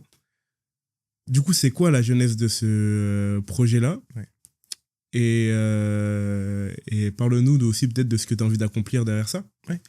Moi, la genèse, c'est simple, tu vois, j'ai pas forcément, tu vois, mais mes frères sont quand même introvertis un peu. Et donc, sur les sujets de parentalité, avant d'apprendre que ma femme était enceinte, on n'en avait pas vraiment trop parlé, tu vois. Genre, si, tu vois, je rigole avec ma nièce comme jamais. Elle est smart de fou. Mon frère, il a fait un travail incroyable. Pareil, sauter les classes en avance. Elle est déjà au collège, elle est en 6e alors qu'elle devrait être en maternelle. C'est ça ? Non, c'est primaire. En primaire, elle devrait être en primaire. Donc, vraiment, travail incroyable. Pareil, ma cousine qui est comme ma sœur, en fait. Des enfants incroyables, tu vois. Donc, mais... Encore une fois, il n'y a jamais eu cette conversation, en fait. C'est vraiment attendre d'être de l'autre côté, bon, maintenant que tu es de l'autre côté, etc. Et ça, c'est un truc, je me suis dit, non. C'est tellement important que toute la société devrait être au courant, tu vois, de ce que ça veut dire, de ce que ça peut vouloir dire. Ou plutôt, de ce dont tu as besoin pour être un bon partenaire. C'est pour ça que je voulais parler au papa, parce que j'ai fait une première vidéo qui a été virale, où je parlais du postpartum, tu vois. Et en fait, j'avais vraiment des centaines et des centaines de commentaires de femmes qui me partageaient avec d'autres femmes, une communauté et les hommes, à quel point elles avaient été déçues par leur partenaire. Et déçues par le manque de compréhension des enjeux qui étaient en fait présents. C'est dur. C'est dur. Et quand tu vois les commentaires, tu sens que vraiment... les go sont au bout. Genre, c'est à bout et au bout. Et c'est triste à voir parce que ça pourrait être quelque chose de tellement beau à vivre dans la douleur. Parce que c'est quelque chose de dur, mais ça peut être très beau à vivre. Et quand je voyais des exemples de gars, le gars qui jouait à la console à l'hôpital, les gars qui n'étaient vraiment même pas là, des gars qui t'abusent, des gars qui pensent que tu fais semblant, enfin, des trucs incroyables. Et je vous invite à aller voir les commentaires sur mon TikTok, et même, enfin, surtout sur TikTok, vous allez voir, mais je me suis dit non, c'est pas possible, tu vois. Et donc, j'ai commencé à parler au papa et leur dire, voilà les tips que je peux donner, tu vois, sur les pratiques qui peuvent fonctionner, etc., tu vois. Ma plus grande fierté, c'est que ma femme m'a dit, grâce à toi, j'ai eu une grossesse incroyable. Elle a kiffé sa grossesse. Et elle kiffe son expérience actuelle. Bon, et moi aussi, hein, tu vois. Oui. Mais ça m'a fait tellement plaisir parce que c'était vraiment mon objectif. Et je me dis, non, c'est pas que les gars ne veulent pas, c'est qu'ils ne savent pas. Peut-être qu'il y en a qui veulent pas, c'est comme pour tout. Oui. Mais souvent, c'est que ils ne savent pas. Et ils ne savent pas dans quel mindset il faut se mettre pour pouvoir créer ce moment-là. Et ça veut dire que tu dois, de la même façon que la future maman perd une partie d'elle-même, tu dois perdre une partie de toi-même pour pouvoir être au service de ta partenaire. 100%. Il y a aussi le fait que, tu vois, les garçons, on n'a pas appris forcément à exprimer nos émotions. Oui, Et alors, ce que tu es en train de décrire là demande une grande sensibilité. oui. Et je pense que ce décalage-là, fait que ça crée cette incompréhension. Et parfois, c'est comportement qu'on pourrait qualifier presque de ridicule, tu vois, quand t'es en train de dire immature, tu vois, jouer aux jeux vidéo dans la salle d'attente avec ta femme qui est en train de souffrir. Ouais. C'est une folie de faire ça, en fait, quand on y pense. Mais, ça, en fait, il y a une telle incompréhension émotionnelle. Ouais. Et aussi, peut-être, il n'y a jamais eu ce genre de témoignages qui sont arrivés jusqu'à leurs oreilles, qui fait que ça produit ce genre de comportement, sans vouloir défendre qui que ce soit, bien sûr, mais... Non, complètement. Je pense que moi aussi, je juge pas, mais et je pense que tu as complètement raison. Il y a vraiment la maturité émotionnelle, cette éducation-là, elle est importante, et pas que pour les filles, en fait. Oui, exactement. C'est quelque chose qui doit vraiment entrer dans la tête des garçons, cette compréhension, et ça les rend plus forts. En réalité, mixer ou allier la force physique à cette force émotionnelle, c'est-à-dire qui te permet de réguler, de mieux réguler, et au moins de comprendre quand tu es en irrégulation, tu vois. Ça te permet d'être plus en cohésion avec la réalité que tu es en train de vivre, tu vois. Et du coup, en tout cas, c'est vraiment né de là, tu vois. Et du coup, ça a touché plein de sujets. Des sujets comme, tu vois, ma femme me disait souvent, putain, les gens, ils me regardent trop chelou, surtout les hommes. Ils me regardent comme si j'étais genre un biscuit, quoi. Je suis trop sexy, je sais quoi. Et moi, je me suis dit, je vais en parler, tu vois, parce que ça m'a jamais... Quand je vois une femme enceinte, ça me parle tu vois. Et j'en ai parlé sur TikTok. Et en fait, c'est un vrai truc. Genre, il y a plein de femmes qui ont dit, mais ouais, mais c'est un truc de ouf. Et après, il y a des gars qui m'ont dit aussi, non, franchement, il y a un côté un peu femme fertile, donc il y a un délire, tu vois. Et donc, il y a des gars qui accostent les meufs enceintes et tout. Tu vois, je m'en fous, en vrai, tu vois. Chacun son truc. Mais je savais même pas que c'était un sujet, quoi. Pas moi non plus. Tu vois, donc c'est plein de petits sujets que j'aborde comme ça. Mais surtout, c'est la préparation. On a envie d'être des bons partenaires, quoi qu'on en pense. On a vraiment envie d'être des bons partenaires, des bons papas, tu vois. Et ça passe par écouter l'autre. Et puis après, là, j'ai commencé aussi à parler des tips que je pouvais avoir pour préparer à la grossesse, préparer à la maternité, préparer à l'après. Et là, j'ai envie de rentrer aussi sur les sujets un peu d'éducation, tu vois. Parce qu'il y a plein de trucs à faire. Et surtout, juste préparer les papas mentalement, en réalité. Et du coup, ça m'a fait créer donc, The Fatherhood Club, tu vois. Et l'idée de ce club-là, c'est de créer des marches entre papas. On se retrouve avec une marche de 30 minutes et ensuite avoir un espace de discussion. Donc, les enfants peuvent... donc, c'est avec papa et les enfants. Ramener les poussettes. Ça peut commencer dès l'âge de 4 mois à peu près, quand ils ont fait tout leur vaccin, une partie de leur vaccin. Et jusqu'à 10 ans, tu vois, 10, 12 ans. Et en fait, l'idée, c'est de faire une marche et puis ensuite finir dans un lieu où on peut boire un café, discuter entre nous de plein de problématiques, parler de quand ça nous saoule, parler des faits quand on comprend pas les choses et qu'il y ait des papas qui peuvent expliquer les choses un peu différemment.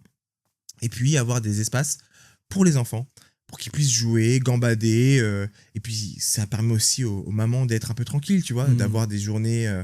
tranquilles, où elles n'ont pas besoin de forcément réfléchir et de vaquer à leurs occupations. Donc c'est vraiment un peu la genèse du projet et j'ai envie d'aller plus loin. J'aimerais bien avoir des marques qui m'accompagnent pour créer de meilleures expériences, encore plus sympathiques. Et je pense aussi, parce que je me suis rendu compte que c'était un problème, c'est que avec ma femme, on se force à aller à des dates avec ou sans enfant. S'il y a le bébé, on l'amène, mais on date, tu vois.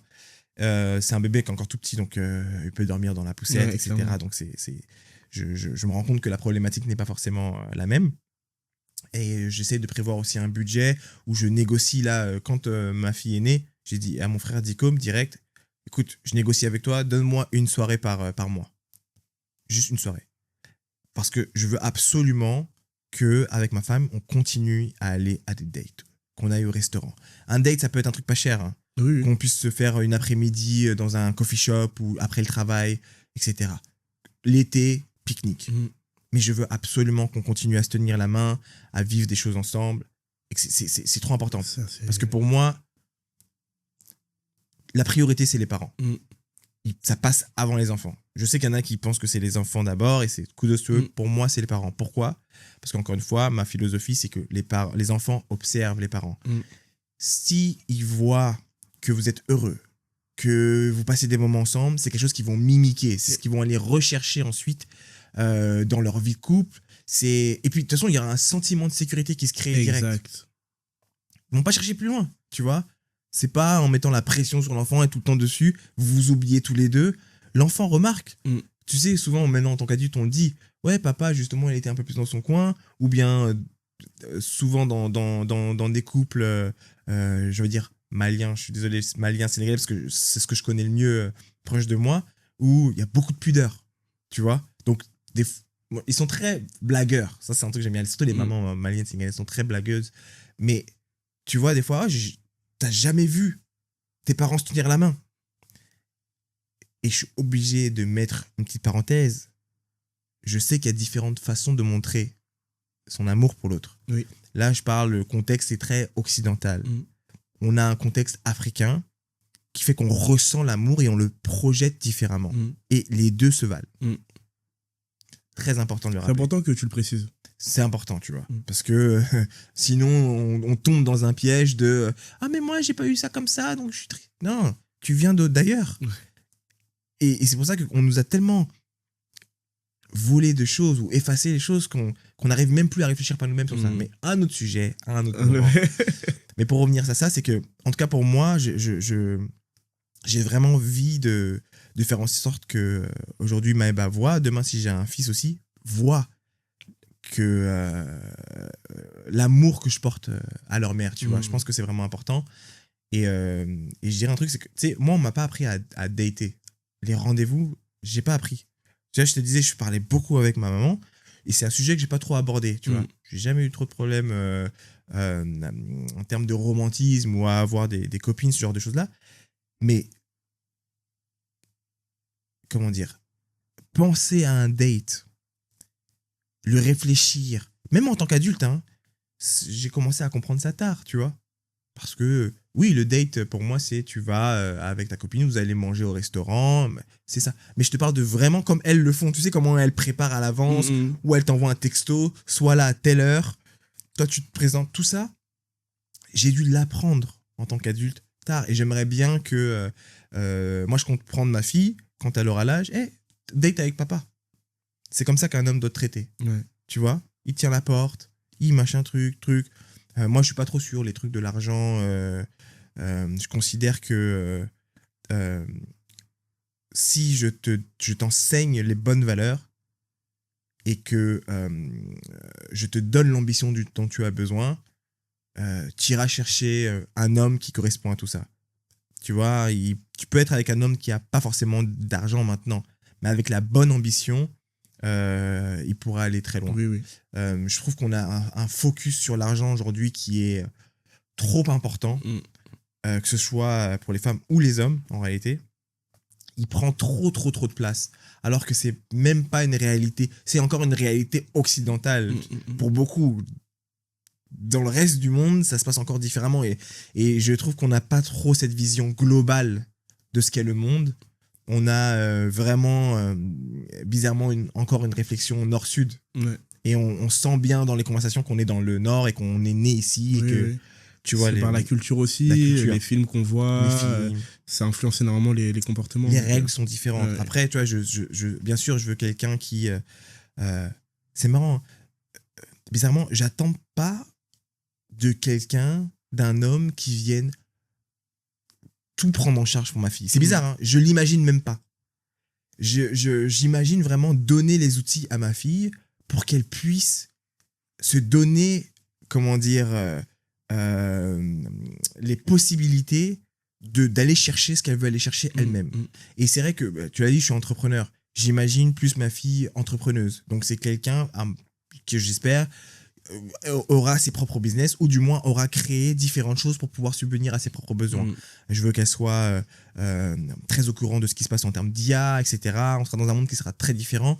Et je suis assez au fait des choses pour savoir que voilà, je veux l'accompagner dans le monde de demain et pas être crépi dans le monde d'aujourd'hui. Oh non, te mets pas sur l'IA, te mets pas sur ça.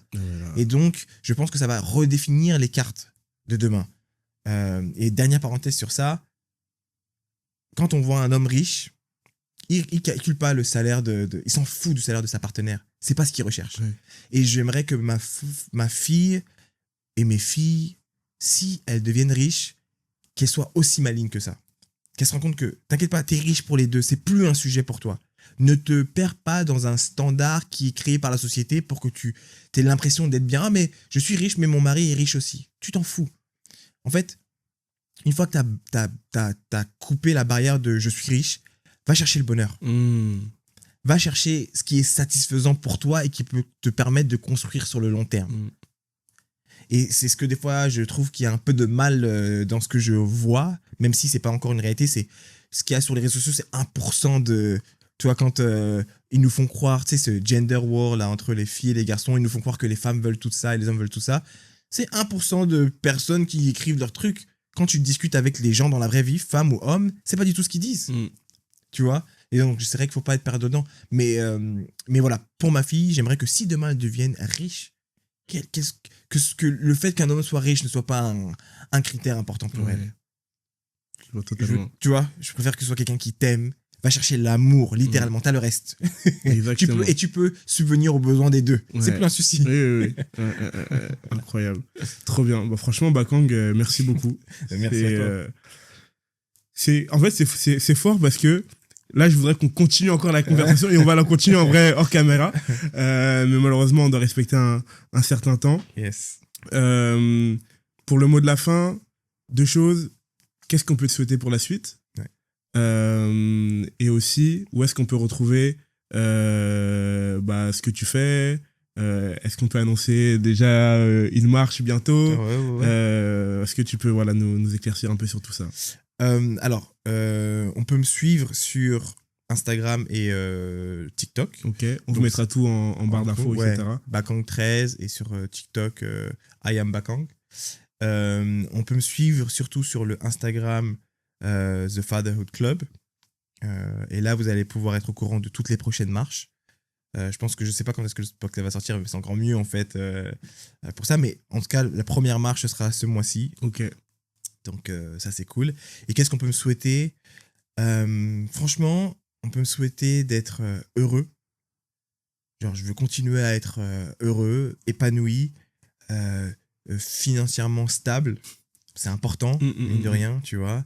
Et de pouvoir... peut-être qu'un jour, on parlera d'éducation pour les enfants. 100%. J'aimerais faire en sorte de continuer à mettre les billes pour que ma fille ou mes enfants soient éduqués financièrement.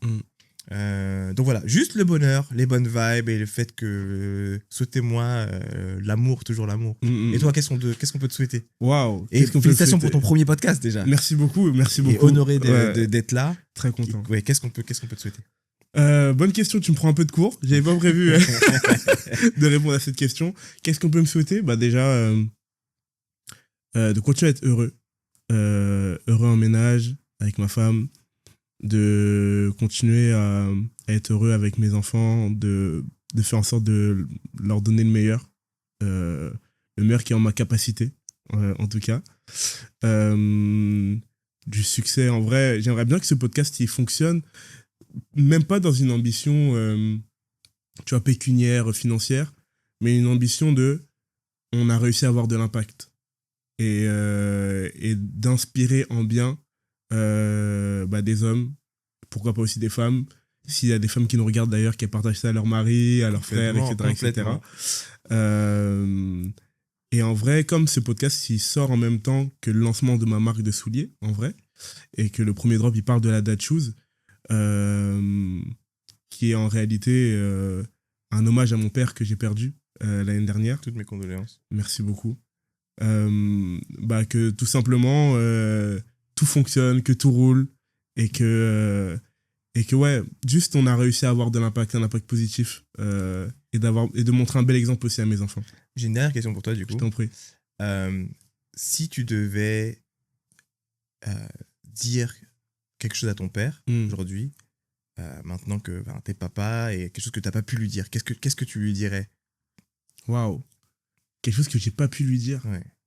Ou c'est quoi c'est quoi un peu ta définition d'être père et qu'est-ce que tu t'aimerais qu'il sache sur toi en tant que père? En vrai, j'aimerais lui dire merci pour le modèle qu'il a été. Je regrette de ne pas avoir été assez... je regrette d'avoir laissé cette pudeur-là prendre trop de place, je pense. J'aurais aimé avoir beaucoup plus de discussions plus profondes avec lui. Connaître un peu quelle était sa perception, sa vision des choses, comment il a vécu la manière dont on a grandi. En fait, c'est fort parce que quand il est parti, bah, du coup, forcément, t'as toute la famille qui passe. Et là, t'as toute l'histoire qui remonte. Ouais. Ah, bah, quand on est arrivé, c'était comme ça. Ah, mais si, ah, mais ça. J'ai appris que mes parents, il y a une période où ils travaillaient en décalé. Mon père, il a travaillé dans la sécurité. Et ma mère, elle travaillait dans les hôtels, elle faisait les chambres, tu vois. Et en fait, il y a eu des périodes où les horaires étaient décalés. Mon père travaillait de nuit et ma mère, elle était du jour.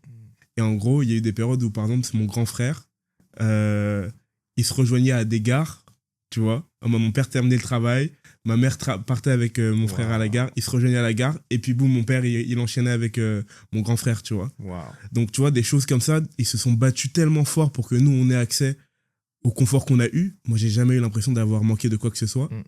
Tous ces trucs-là, j'aurais aimé lui dire merci, tu vois. Et en fait, je voudrais qu'il voit et qu'il ressente que les efforts qu'il a produits ont porté leurs fruits. Et que je marche aujourd'hui sans les contrariétés qu'il a eues, mais dans cette même ambition de donner un avenir encore meilleur à mes enfants, du coup à ses petits-enfants. C'est beau. Et à son extension, en fait, en réalité.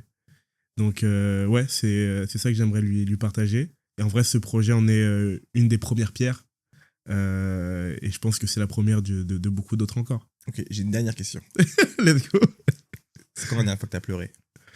La dernière fois que j'ai pleuré. Et c'est quoi ta vision de la vulnérabilité? Comment tu l'enseignes à tes enfants? Surtout aux garçons. Pleurer, qu'est-ce que ça veut dire? Sincèrement, la dernière fois que j'ai pleuré, en vrai, c'était à son enterrement. Ouais, c'était à son enterrement. Du coup, en décembre 2024. Mais par contre, j'ai pas de tabou par rapport à la tristesse, à l'émotion, à la peur, etc.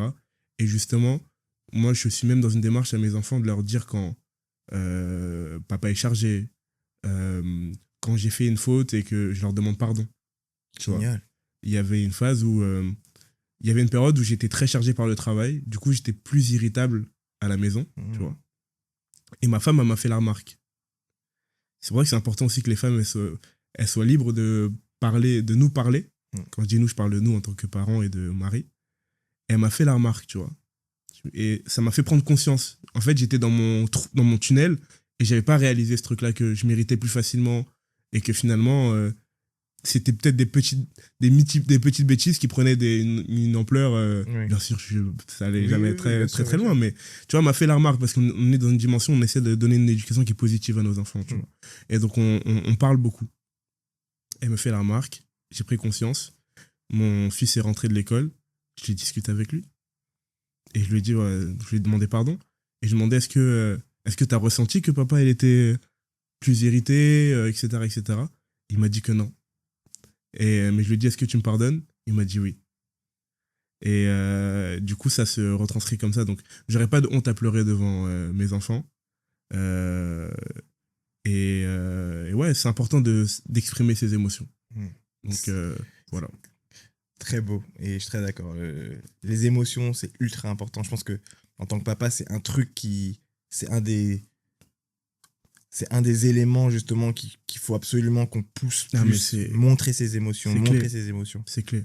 C'est clé. Et la communication. La communication. Moi, je dis toujours à mes enfants, parlez. Quand ils crient, quand ils communiquent, qu'est-ce que tu as envie de dire? Parle-moi. Dis-moi qu'est-ce qu'il y a. Pourquoi là tu pleures? Pourquoi tu es irrité contre ta soeur, contre ton frère? Qu'est-ce qui se passe? Et parlez aussi entre vous. Je les pousse vraiment à communiquer, c'est clé. Sinon, par exemple, même... des fois, ils n'ont pas les mots, tu vois. Tu vois, mais j'allais dire, je les saoule avec ça, mais je pense qu'ils vont me remercier demain, tu vois, de ce truc-là. Et ouais, la communication, c'est clé. C'est pour ça que j'ai voulu créer cet espace-là d'échange aussi, de discussion. Je suis certain que par la discussion, en fait, pour aller même au bout de ma pensée, je crois qu'il y a 3 manières pour moi d'apprendre, de gagner en expérience. un, ça va être le temps. Deux, le travail qui est aussi lié au temps. Et la troisième manière, c'est par le témoignage. Et en fait, le témoignage, ça nous permet de gagner du temps, d'éviter les erreurs, etc. Si on est sensible à ce que nos anciens ou les personnes qui sont passées par le même chemin que nous, avant nous, nous disent, on gagne du temps monstre, en fait. Et c'est ce que j'ai envie de faire avec ce podcast.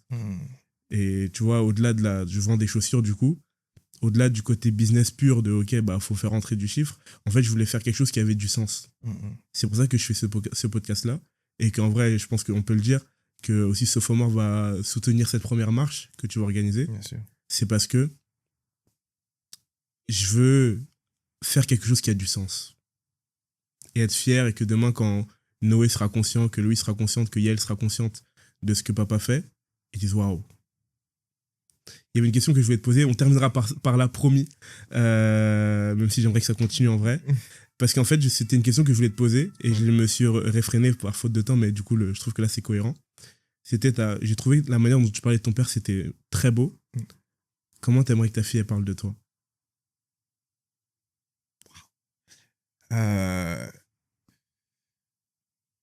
J'aimerais qu'elle parle de moi comme d'un homme libre. J'aimerais qu'elle parle de moi comme d'un homme qui n'avait pas peur de communiquer, qui n'avait pas peur d'exprimer ses idées et qui n'avait pas peur d'apprendre.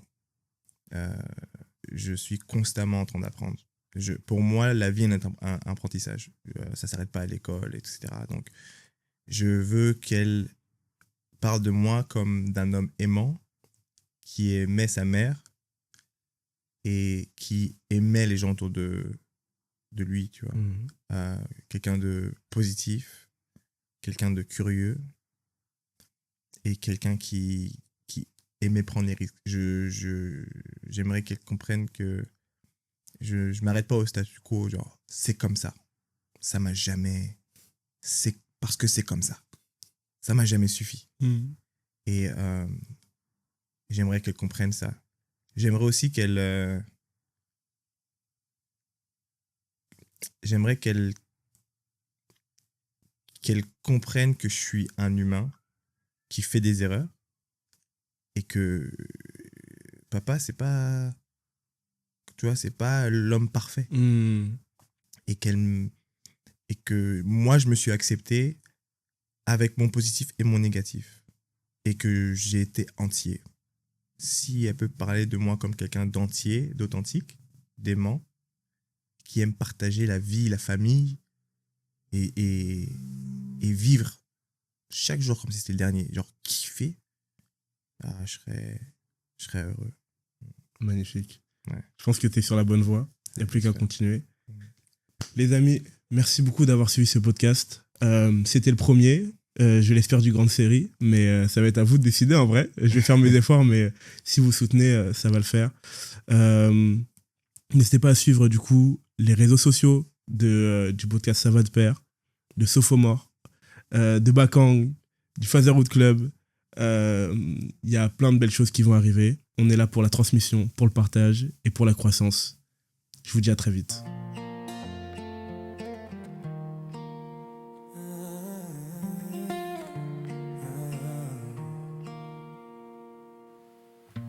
Tu marches lentement dans mes pas. Le temps file mais toi tu restes là. Des éclats de rire et des pourquoi dans tes yeux. Le monde brille.